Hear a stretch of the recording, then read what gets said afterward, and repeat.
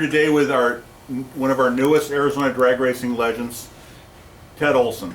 And Ted is going to tell and share with his story, his background of his passion for racing and cars, because I know that you have some real nice hot rods and street cars as well, and you're a car guy, and we want to hear your passion for it. But so, where are you from? Tell us about yourself. Well, I was born in Iowa, and I inhaled a peanut into my lung when I was 6. I was in the hospital for a year, and because my lungs were weak, my folks decided to bring me out to Arizona, and so we came here in '47. And at the same time, my father, who was a truck driver in Iowa, in those days they loaded all and unloaded all the freight themselves. Anyway, his back was gone and he was going to change professions. So he went to work in the carpet business. I remember sitting on Central, which was 2 lanes wide at the time. He was in this real fancy furniture business trying to get a job laying carpet, and I looked up at the street sign that said Phoenix, Arizona, 45,000 people. And then we moved here, and we lived clear out on the edge of town, which was 18th Street and Indian School. Wow. And I remember the road to Scottsdale was 2-lane concrete highway that ran along the canal there. And there was the Pink Pony and a Chevron station was Scottsdale. That was it. But so I went to a grade school called William T. Mackin on 18th Street, I believe, and 20th Street in Thomas. But went to North Phoenix High School. So you were a Mustang. I was a Mustang. There you go. And a car. Reference to a car and a good horse, right? Well, actually, when I graduated out of grade school, I thought I went to Phoenix Technical School for the first semester. I used to ride my bike from Indian School down to Van Buren every day.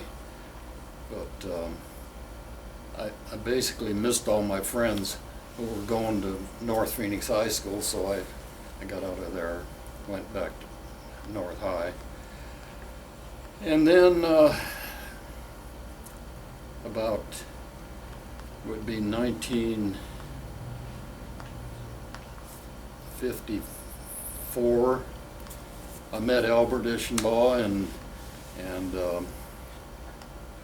another friend of mine, Byron Bowes.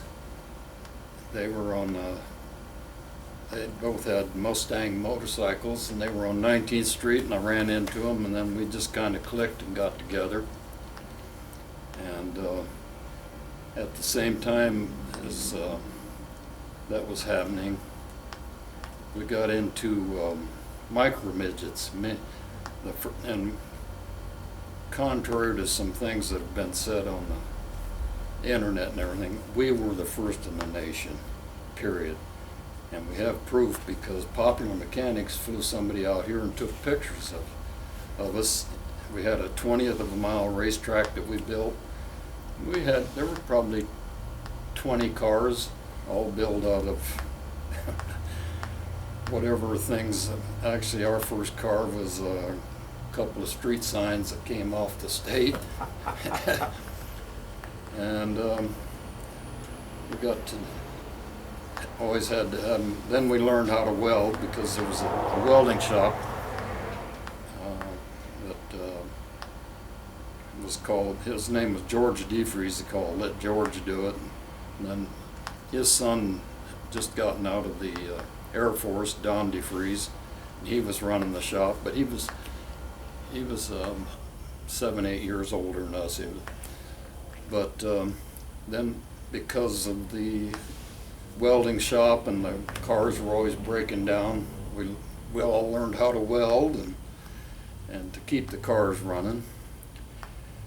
And that went on for a couple of years. So the micro midgets was at, it was a 20th of a mile? Yes, it was 20th of a mile. And we had a bank track, and it was on the canal, which would be like 18th Street in Alsburg. On some, there was a church down there, and they allowed us to build this on some of their property back there. Back before we had lawyers and lawsuits and worry about, you know. And liability and all that Yeah, stuff. No, it was. They took all the fun out of it. It was a good time, and then the cars would break down, and we'd jump up on the canal and drive them down the canal to Indian School in 16th Street, where the welding shop was, and get them welded up, and then drive them back to canal. And a couple of times they ended up in the canal.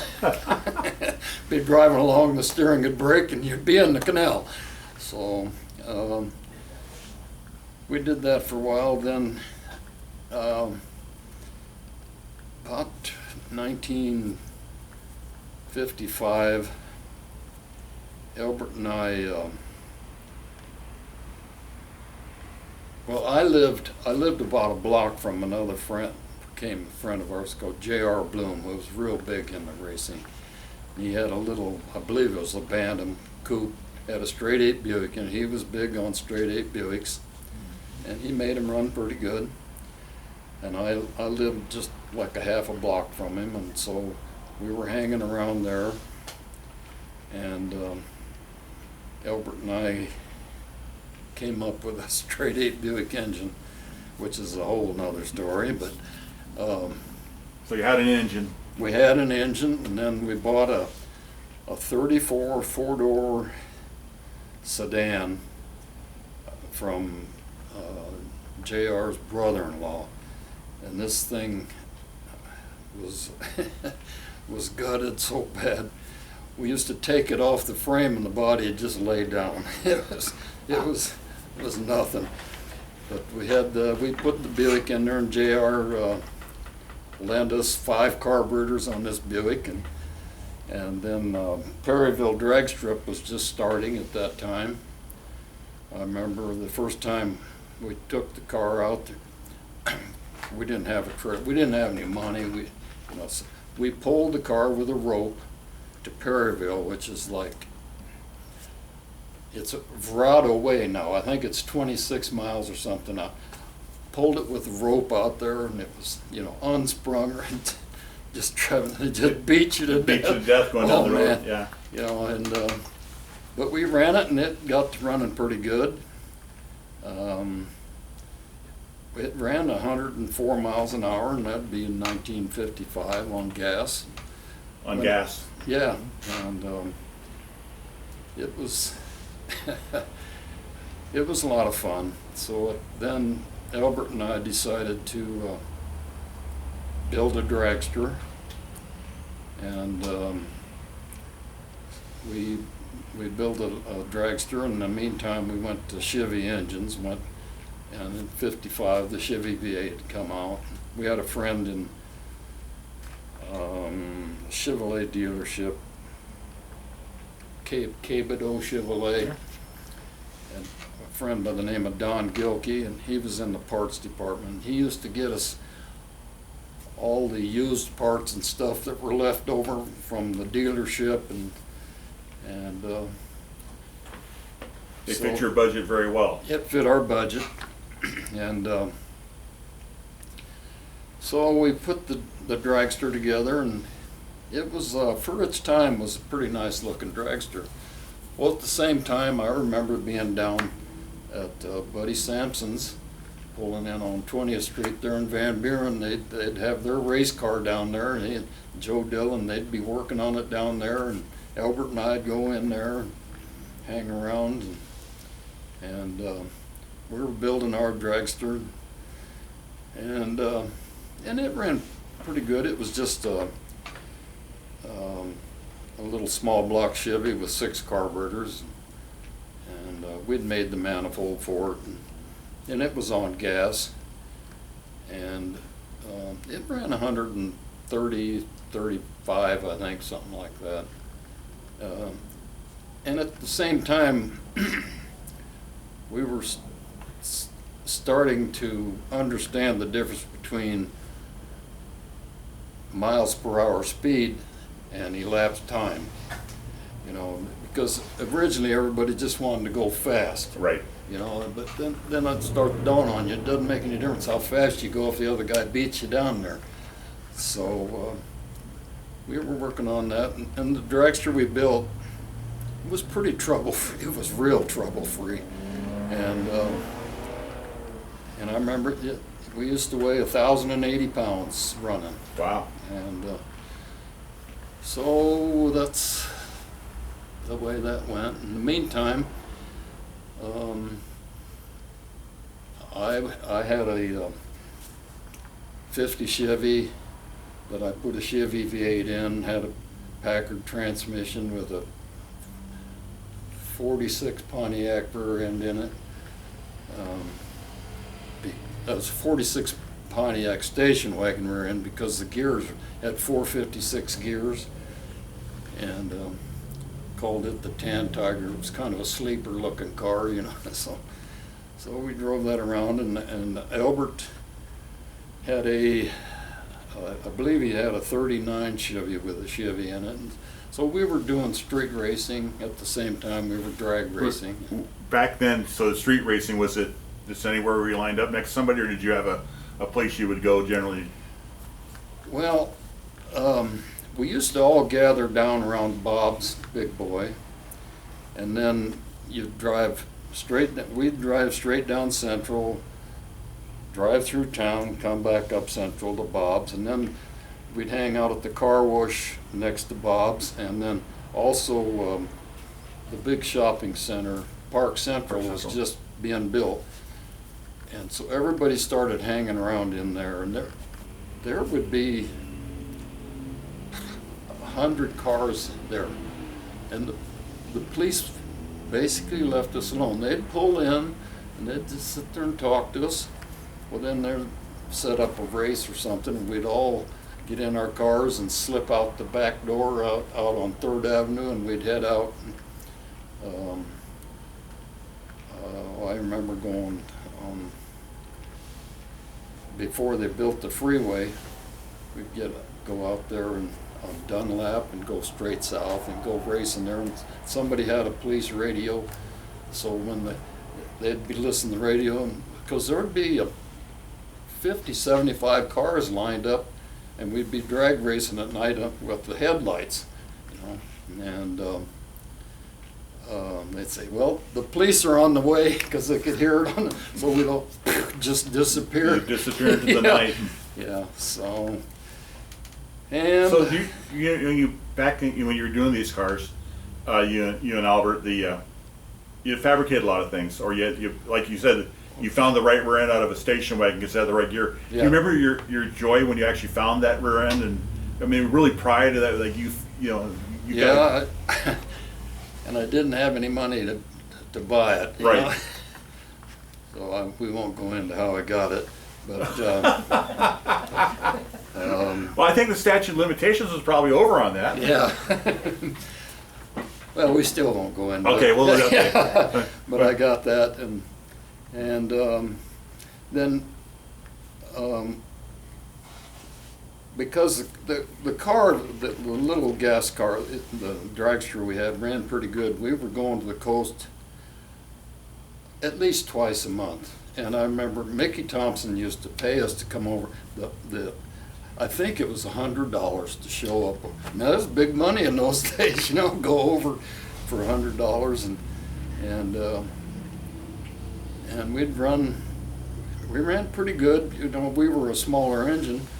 I remember several times we ended up being in top eliminator running against Tommy Ivo, you know, and he always beat us, but we gave him a pretty good run for his money. He was a nice guy, real nice guy, and that would have been in '57. I remember we pulled into Lads one night, and Tommy Ivo was behind us pulling. That was when he had, just before he got the 4-engine car, but he had a regular single-engine Buick in a car, in a brand new 57 Cadillac 2-door hardtop. It was blue and white. The trunk was open and he had a spare engine sitting in the trunk of his Cadillac with the pipes and everything in it, you know, and said, oh, this is the guy we gotta run, you know, got money running out his ears. High dollar racer. High dollar racer, but he was a nice guy and he'd lend you anything he had. He always was a nice guy. And we were racing over there. Then, one of my memories is Jimmy Stewart. He was still, his shop worked out of his house, and that would be like on 26th Street and Yale or someplace in there. We'd go over there, and he built a big Oldsmobile engine. And so at that time, we ended up put the Olds engine in our car. Well, of course, our car, that was before they started stretching them out. And they said, well, how long was your car? And I said, well, we bought a 20-foot piece of tubing, and then we cut the front cross member out of it, and then we measured it, cut it in two, and that's how long the car was. You know, and so It's based on the size of the car. engine. Yeah, the car was like 80 or 90 inches long. Right. And I remember had that Oldsmobile in it, and it'd been dynoed down at Ed Eskandarian's, and Ed Eskandarian was sponsoring, and he was good to us. And just as a side note, Ed just turned 100 this week. Yes, I saw. 100 years old this Yeah. week. Isn't that amazing? Yeah, yeah, he's still pretty active. I mean, Albert and I saw him a couple years ago, and he still remembered us, and he's smoking that big cigar. I ran into him and he told me this during World War II. He trained at Thunderbird Field number 3 Yeah, in Scottsdale, which is Scottsdale Airport, and Yeah. I described it back then. So I mean, he's got a great memory. But I'm Yeah. sorry, I didn't mean to. Yeah. It's No, that's fine. These are the great names that you've been involved with. yeah. So, anyway, well, back to the Oldsmobile. So, the engine was way too big for the car. You know, with the short wheelbase and everything. And Teddy Meredith was driving it, and we pulled it up to the line, and we'd never run the car. We had the engine, it was, like I said, just got it off the dyno at Ed's, and so Teddy brought it up. The thing did about an 89-degree wheel stand, and it turned about 30 degrees, and it took out the first light. Snapped the light off, and it came down. If it would have landed on the car, it would have killed Teddy, but it landed right beside the car, and then everything was okay. And we look up, and Mickey Thompson says, "You got to get out. You're done." Okay. But he was always good to us when we were there. He didn't appreciate us taking out his first light. And so then Albert and I were, I think we had a weight class limit. You couldn't weigh under 1,000 pounds. So we were 80 pounds heavy. So at that time, that would have been about 1959. And I had, when I got out of high school, I didn't go to school. I went to work for Arizona Public Service for a year, and then I had decided during that year that this isn't what I want. I wanted to go back to school. In the meantime, they've just come out with an aluminum center section for the Chevy rear end we were running. And I remember that was $1,500. It was an astronomical amount of money, Wow. but it would have saved us 30 or 40 pounds of weight. And I basically just told Albert that I decided I'm going to go back to school, and that I stepped out of the dragster, quit racing at that time. You know, I'd go to the meets and stuff, but I wasn't involved in any more building or something. And that was about the same time that our friend Larry Steiniger was coming up, and then Albert and Larry Steiniger got together, Which is a great, and they were together. it's like Fisher and Gress, Steiner, Yeah, Fisher and Bob. Yeah. And I basically was out of it. I'd started a steel business. I bought a welding shop called Pop's Welding, and turned it into a pretty good sized business. And in the meantime, I got married, and then I graduated out of Phoenix College. And, we kind of went our separate ways at that time. And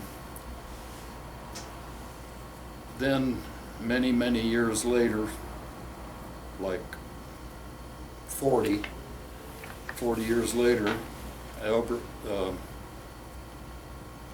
was still racing, and so he and I got back together, but gotten out of drag racing. Drag racing turned too commercial. Right. You know, it was way out of our budget line. Even it was getting that way even in 1960. If you had a lot of money, you could go faster. And we never had a lot of money, so in about 2000, Albert and Larry bought a roadster for Bonneville, and Bonneville reminded me a lot of drag racing in the early 60s. It was just a good old boys club, and everybody, you could park next to the guy that you're racing against his record, and he'd lend you anything he had. It didn't make any difference. And so then in the last 20 years, we fooled around with the Bonneville stuff, and we set some records in that. That had to be a lot of fun. The It- challenge of this, you going against the record, you know. Yeah, Right. so, But in the meantime, your passion for cars, Bonneville, drag racing in Bonneville, but I hear stories of some other nice cars. oh you yeah. had. Well, mostly on the street in those years. I don't know, let's see. Had the 50 Chevy, then I got a Roadster I built with a Chevy in it. Then I got another 49 Chevy, and then I really got into the business and raising a family. I got out of that for a while. Then